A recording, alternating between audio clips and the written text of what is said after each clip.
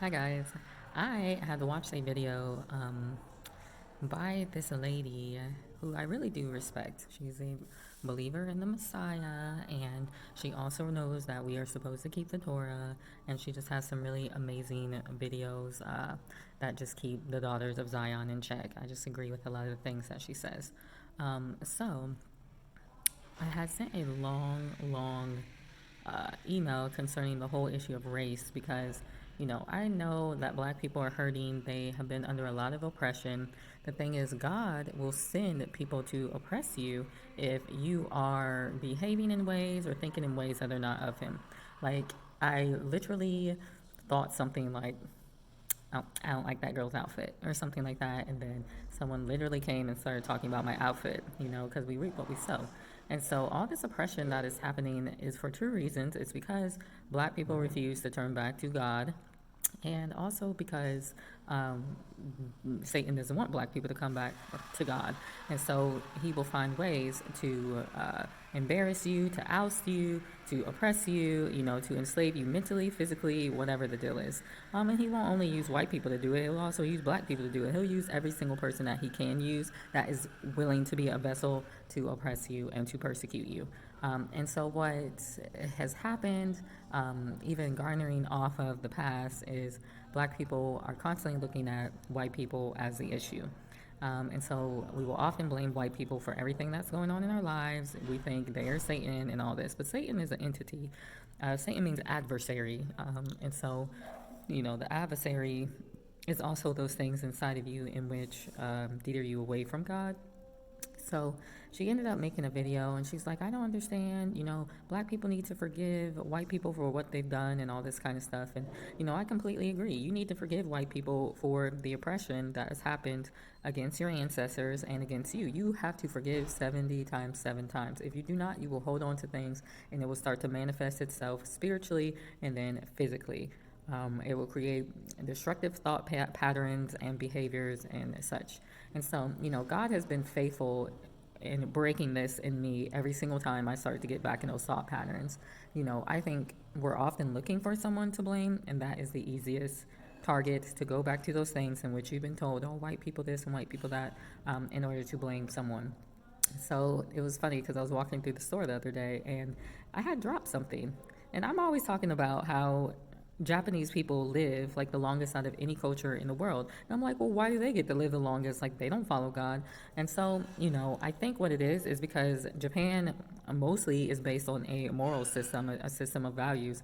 The Hebrews actually went into Japan a while ago. Some of their characters actually reflect Hebrew, and this might be the reason why. But in general, humanity had a lot of the peace of God in them already. It's just that we've gotten so far away from it because we have let the enemy, take dominion over ourselves and what belongs to us. And so I think also diet has something to do with it because they also eat a lot of like seafoods and fresh fruits and vegetables and that kind of thing. And so what I've heard is these people are walking around Japan and they will drop something and there'll be like 10 Japanese people that run to pick it up for this person. So I had dropped something in the store the other day and this lady like dived to get this item. This was not a Japanese lady, this was a white lady. And I was like, how can you sit here and say things about all white people, putting them in a box when some people are genuinely trying to do the will of God? Like, she had a cross around her neck and everything, and she was white. She was blonde hair, blue eyed, pale, and I went to pick it up anyway because I'm like, oh, I don't want to make anyone bend over type deal.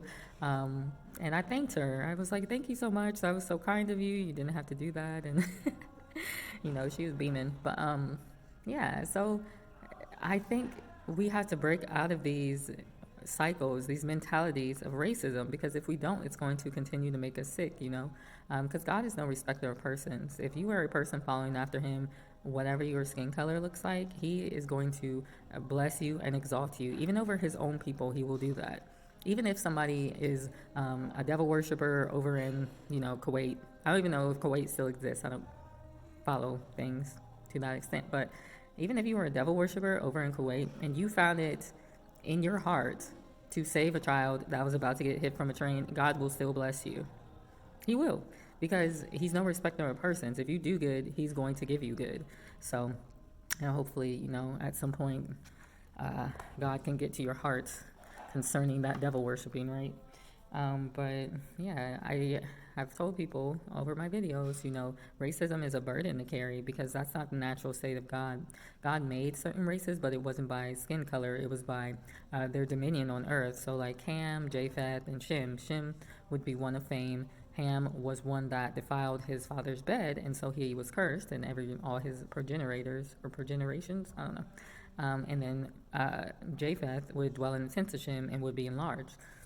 And so this is how God looks at race more so. It's what is your spiritual disposition? The reason why Jews became famous is because they were Shemites. They were doing the things in which God had called them to do. I myself will find that I have absolutely no favor with people. People will start off hating me. They will persecute me. They will talk about me. They will call me names. They will, like I had one guy slam something on the table in front of me to try to scare me. Like crazy stuff has happened to me. Someone talking about they'll slit my throat and put me, crazy stuff. But I continue to try to do the will of God. And all of a sudden people start warming up to me. Like this one girl, I was in New Zealand at the time. She was from France. And I had to ask her, I was like, oh, what's your job? And she was like, I like to cut the throats of lambs. And at this point, I wasn't a Christian yet. And so I ended up not understanding what she was saying at that moment. And then later, she had said something like I was a Christian, and I'm thinking to myself, no, I'm not a Christian. I do New Ageism, I do Buddhism, because I really wasn't a Christian. I was really doing those things. That's why I went overseas in the first place. And then later, I had finally became a Christian, and I understood what she was saying concerning liking slitting the necks of lambs. But the funny thing is, later on down the line, we actually became decent buddies. And she was like talking about she liked me, and she enjoyed our friendship. Even though I was like super nice and this kind of stuff. So sometimes people have to kind of warm up to you, but you'll gain fame in the long run if you're doing the will of God, because people are going to realize they can trust in you. They're going to appreciate that they can have someone to lean on. They are going to appreciate that someone's not out to get them. So I think that's eventually why the Shemites gained fame, and are able to change people's hearts over to the Most High. So, I'm very appreciative to people who told me about Christ, because I would not be in the place that I'm in now if they never said anything. And I would like to share more of my testimony. I was over in Australia dating a man that was still married. I didn't know he was still married. He said he was going through a divorce, and he was over her, but by the end of it, he was like, oh, I still live with her. But the funny thing is about that situation, I had told him he needs to be honest. I was not a Christian yet, by the way. And so, I think I was planting seeds, even unknowingly, that you need to be honest, that you need to sort this out with your ex. If you're not interested in more, you guys still need to come to a resolution type deal. And so by the end of our relationship, he was starting to be honest and trying to sort out things, coming to a resolution. So, these are the kind of seeds that Christians are able to implant in other people that will cause them to be thankful. That's where the fame comes from, in my opinion. So I think we're at the time where we're still waiting on that. But yeah. I wanted to say too something, because I was looking at a Kabbalah map, but I can't remember what I wanted to say exactly.